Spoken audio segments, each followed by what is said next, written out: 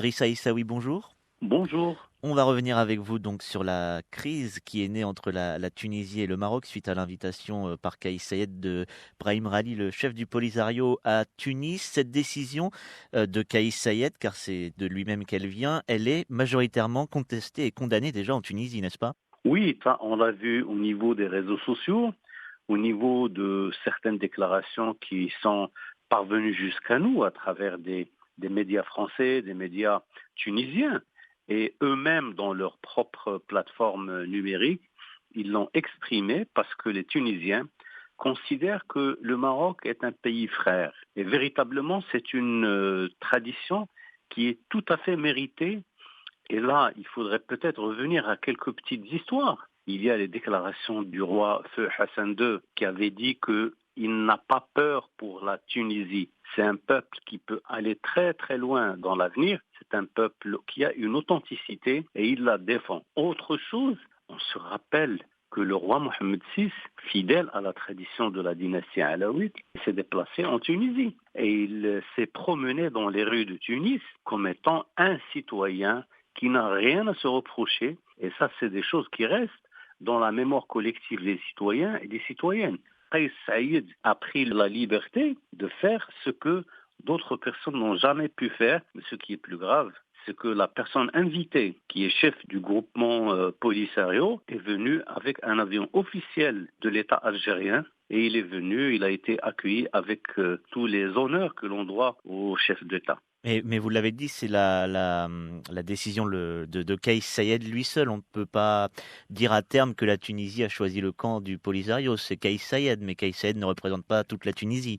Absolument, c'est une décision qui lui est tout à fait propre et personne ne peut assumer cette responsabilité. D'ailleurs, vous avez des réactions au niveau de la rue tunisienne, les syndicats tunisiens, les partis politiques. Tous disent, mais qu'est-ce que vous avez fait? Nous ne sommes pas contre le Maroc, nous ne sommes pas avec le Polisario. Et on ne peut pas rentrer dans ce conflit de cette manière. Je pense que c'est une décision qui va avoir des effets tellement néfastes. D'ailleurs, le ministère des Affaires étrangères du Maroc, ils ont été très, très rapides, très prompts en disant on n'accepte pas ce qui a été fait. Et la première décision que nous faisons, c'est que nous allons demander à notre ambassadeur de rentrer au Maroc pour consultation. Sur le plan diplomatique, le rappel des ambassadeurs pour consultation est un acte gravissime qui peut augurer quelquefois de la rupture des relations bilatérales.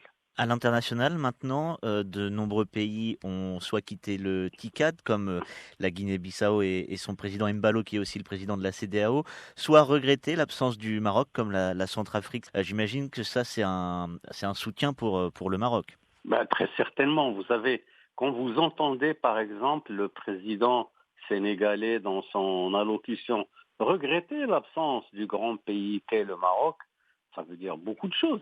Le fait que les autres aient quitté, c'est déjà un acte extrêmement important et qui peut être très grave pour la Tunisie. Il y a une note verbale du ministère des Affaires étrangères japonais qui affirme de manière solennelle que le Polisario n'a jamais été invité en tant que tel. Il n'a jamais été dit que le président Kais Saied puisse se déplacer lui-même à l'aéroport avec un tapis rouge et en consacrant un rituel qui n'est donné qu'au grand chef d'État. Alors qu'est-ce qu'il cherche ce monsieur? Quel est son problème?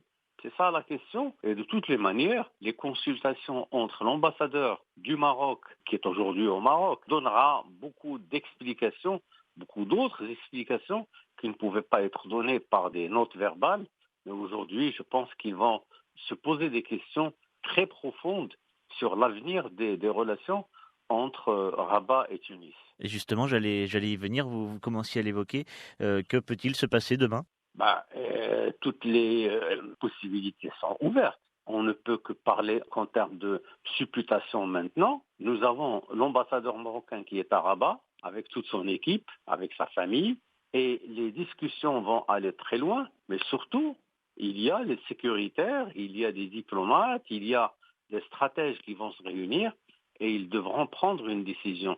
Alors, parce qu'en fait, faire une marche arrière par rapport à cette situation, c'est d'une complexité énorme. Et je n'ai pas l'impression que Kais Saïd est quelqu'un qui est capable de revenir en arrière. Il ne va jamais rétropédaler et dire «Ah, moi je me suis trompé, excusez-moi, je ne voulais pas faire ça». Aujourd'hui, les Tunisiens sont véritablement dans une impasse en termes de relations avec le Maroc.